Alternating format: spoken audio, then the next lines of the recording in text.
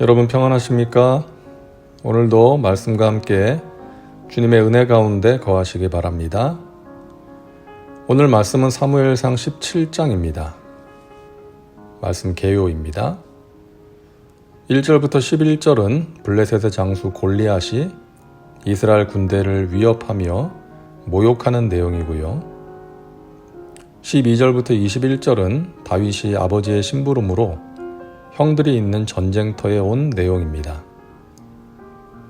22절부터 40절은 다윗이 골리앗을 보고 분개하여 사울의 허락을 받아 골리앗과 싸우러 나가는 장면이고, 41절부터 54절은 다윗이 하나님의 이름으로 나아가 골리앗과의 싸움에서 승리하는 내용입니다.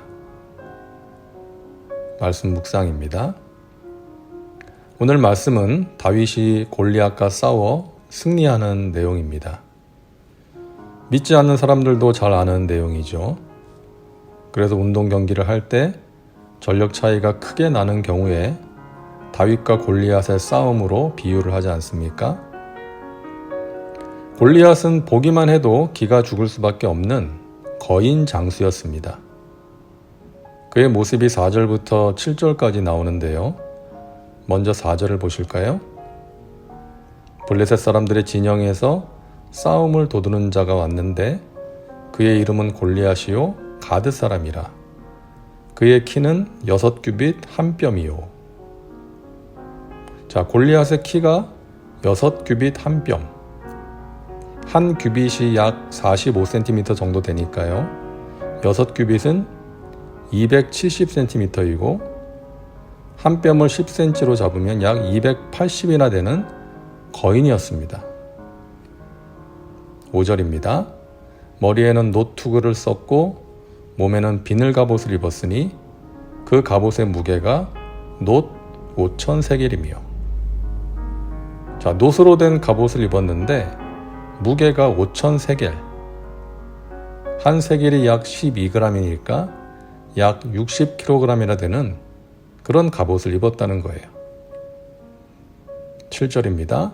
그 창 자루는 배틀채 같고 창날은 철 600세겔이며 방패든 자가 앞서 행하더라. 어깨에 창을 맸는데 창날의 무게가 600세겔, 그러니까 약 7kg이 되었다는 것입니다. 그리고 그의 앞에는 날아오는 화살을 막기 위해서 방패를 든 사람이 있었죠. 그야말로 완전 중무장을 한 거인 장수입니다. 대단한 위용이죠. 그런 사람이 이스라엘 군대에게 1대1 대결을 신청하는 거예요.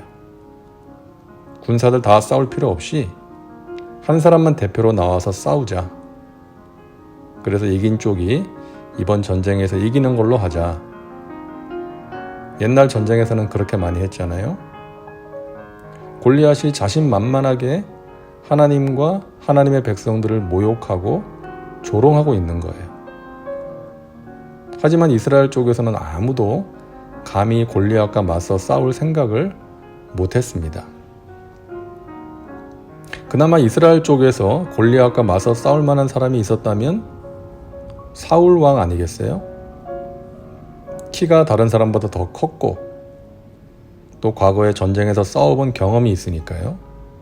하지만 사울은 왕이기 때문에 싸워서 죽으면 나라에 큰 타격이 있게 될 것이고 또 사울도 두려워서 싸울 생각을 못했던 것이죠. 골리앗을 보면 당연히 두려움이 생길 수밖에 없는 것이죠. 자, 그런데 문제는 사울이 내놓은 대책입니다.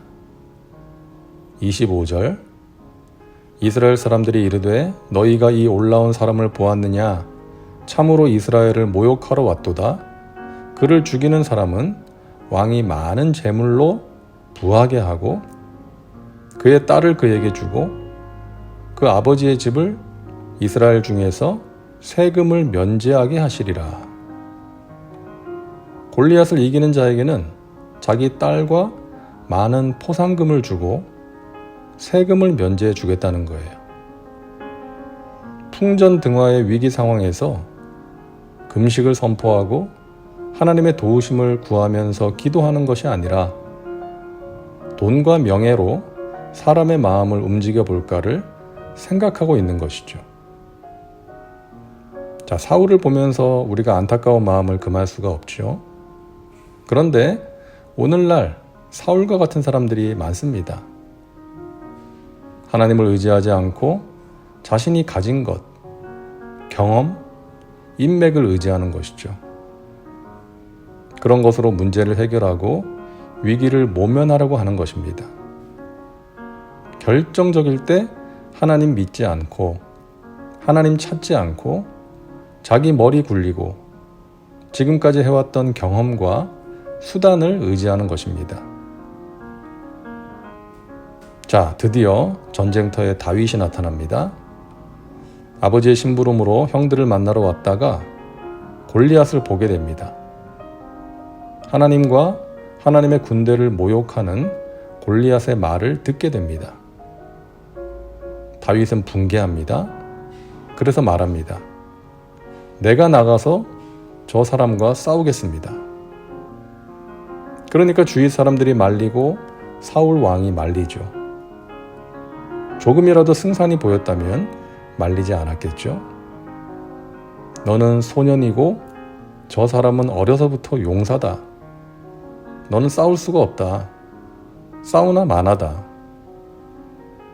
그러자 다윗이 말합니다. 다윗이 사울에게 말하되 주의 종이 아버지의 양을 지킬 때에 사자나 곰이 와서 양떼에서 새끼를 물어가면 내가 따라가서 그것을 치고 그 입에서 새끼를 건져내었고 그것이 일어나 나를 해하고자 하면 내가 그 수염을 잡고 그것을 쳐 죽였나이다. 주의 종이 사자와 곰도 쳤은즉 살아계시는 하나님의 군대를 모욕한 이 할례받지 않은 블레셋 사람이리이까 그가 그 짐승의 하나와 같이 되리이다. 아마 다른 사람들이 볼 때 다윗은 제정신이 아닌 사람으로 보였을 거예요. 얼굴에 솜털도 가시지 않은 청년이 블레셋의 전사와 싸우겠다는 거예요. 군인도 아니고 전쟁에 나가본 경험도 없고 칼 쓰는 법도 모르고 그렇다고 덩치가 크거나 힘이 센 사람도 아닌데 무기도 없고 갑옷도 없는 사람이 골리앗과 싸우겠다고 하니까 정상이 아닌 것처럼 보였겠죠. 그러나 다윗에게는 다른 사람들이 가지지 못한 중요한 것이 있었습니다. 바로 하나님을 향한 믿음, 그리고 하나님의 이름이었습니다. 다윗이 골리앗에게 나가면서 말합니다. 다윗이 블레셋 사람에게 이르되 너는 칼과 창과 단창으로 내게 나아오거니와 나는 만군의 야훼의 이름 곧 내가 모욕하는 이스라엘 군대의 하나님의 이름으로 내게 나아가노라. 다윗은 거인 장수 골리앗을 바라본 것이 아니라 지금도 살아계셔서 택하신 백성들과 함께 하시고 승리를 주시는 하나님을 본 거예요. 그리고 나서 골리앗을 보니까 그는 아무 능력도 없는 우상을 섬기는 사람일 뿐이고 하나님의 심판을 받아 마땅한 사람일 뿐인 거예요. 여러분, 우리는 현실을 볼 수밖에 없어요. 눈에 보이니까. 그게 사실이니까. 하지만 믿음의 사람은 현실만을 보는 것이 아니라 현실을 다스리시는 하나님을 보는 사람입니다. 하나님을 바라봄으로 용기를 내는 것이죠. 우리가 믿음이 없으면 바라보는 것은 없는 거예요. 없는 것. 우리에게 골리앗과 같은 장수가 없구나. 그러나 하나님은 우리에게 너에게 없는 것이 무엇이냐라고 묻지 않으세요. 너에게 있는 것이 무엇이냐라고 물으세요.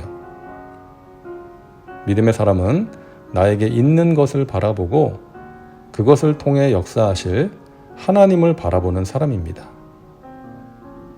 저와 여러분에게 예수 그리스도의 이름이 있습니다. 성전 미문에 앉아있던 그 안진뱅이를 일으킨 예수 이름이 있습니다.